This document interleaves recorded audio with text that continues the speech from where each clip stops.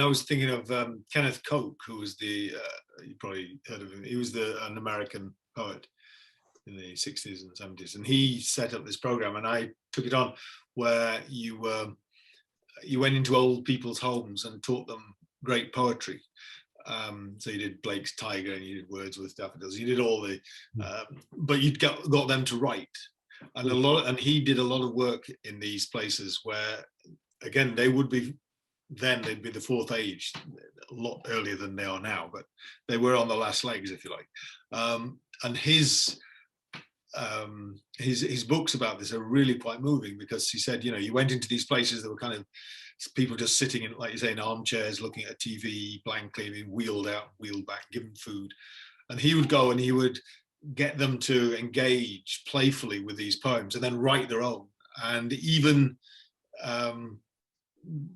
people that were, before he even got them published, because he would take their poems, and they were very, very good, some of them, and he would get them to recite them, and he published them in his own little books and stuff. And even those who died of old age, before they actually saw this, he saw an amazing difference in how they treated themselves and thought about their lives at that point.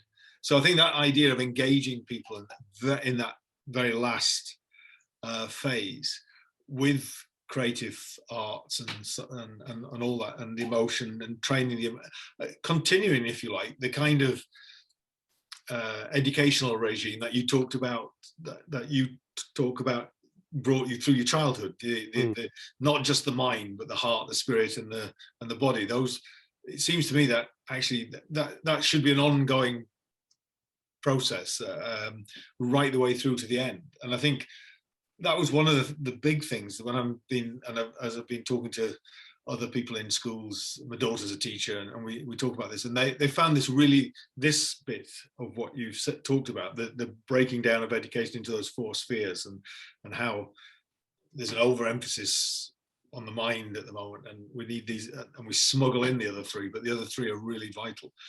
I can see how that would apply also to this fourth age issue as well, and something that needs to be really thought through and developed and financed, really, and people need to understand it. Absolutely. And since it's just about lunchtime, to finish on that, part of that, I mean, as you say, it's just the idea of education as being just for your childhood. It's a continuing process. You go on learning and enjoying learning until you die. But if you combine it also with a feature which should be built in, which is the mixing of the ages. I mean, there are experiments to do this, where they have school children going into old people's homes and so on and so on. But if basically it was a part of education, I mean, the Dragon School, we were taken down, a coal mine or something, or Cadbury's chocolate factory, or the House of Lords or something, to show us other parts of our society. Now, if it was built into every primary school and every secondary school and every university, that you would spend a week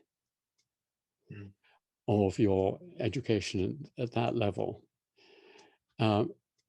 as a visitor, as a participant observer in the third age and in the fourth age.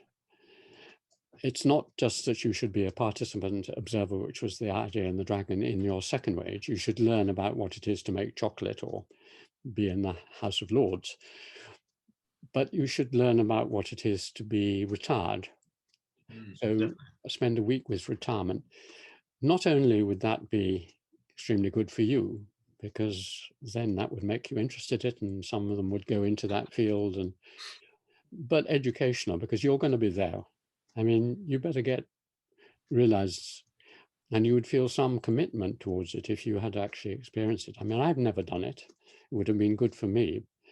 And it's not a huge ask. I mean, in the 5 years as a student, or whatever, at your preparatory school, to spend a week.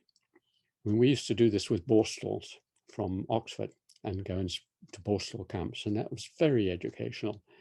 But But if you did it with not only occupational groups or prison groups or businesses, but with the ages, mix them up a bit.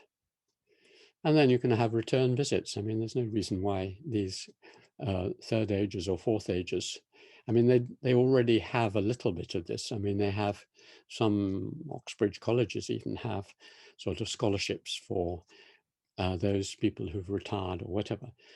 We need to mix up the ages, because very soon they can form into ghettos, as we know, and you don't have any understanding of them or care about them.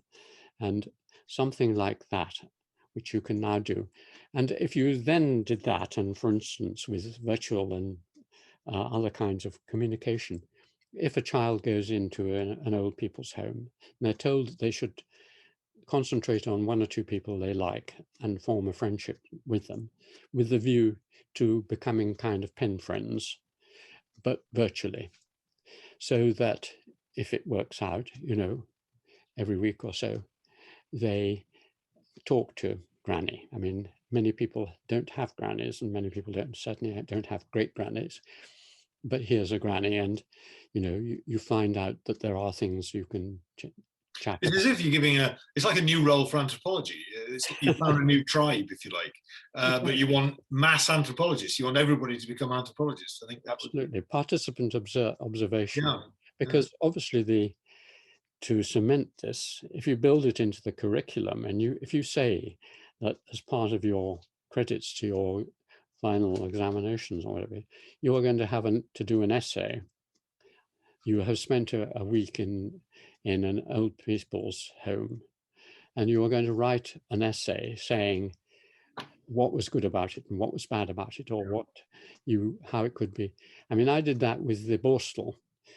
I remember, I've got the notes somewhere. When I came back from working in the Borstal, I wrote down some notes on what I thought could be done to improve Borstals, for example. yeah. For instance, I discovered that the big problem really was uniforms, that the differentiation between the inmates, as they were, and the members of staff was all about their uniforms. When I took off my toffs dress from Oxford and put on, I borrowed a Borstal boy's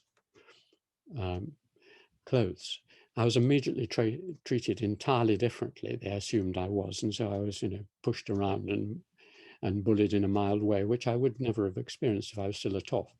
Now, if you can get young people to look at this institution, write an essay about it, say, then in the future you're going to have people involved and the whole thing revolving round